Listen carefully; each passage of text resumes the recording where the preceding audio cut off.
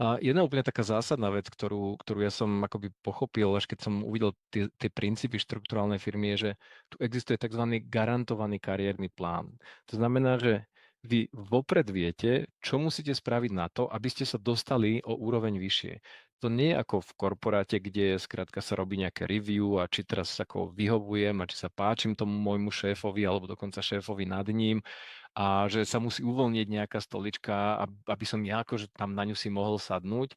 Toto v štrukturálnej firme absolútne nefunguje. Štrukturálne firmy sú postavené na tzv. Garantovanom kariérnom pláne, ktorý hovorí o tom, že splníte ABC, ktoré vopred dané a sú to akože jasne merateľné čísla, tak sa posuniete o úroveň vyššie. Ak splníte EFG, tak sa posuniete o ďalšiu úroveň vyššie. A je úplne jedno, že či skrátka hore na tých stoličkách sú 5 ľudia, 20 ľudia alebo jeden človek, tam neexistuje niečo ako obsadené stoličky. Vždy sú tam iba voľné stoličky, ktoré sú voľné pre každého, kto splní tie konkrétne podmienky toho kariérneho plánu.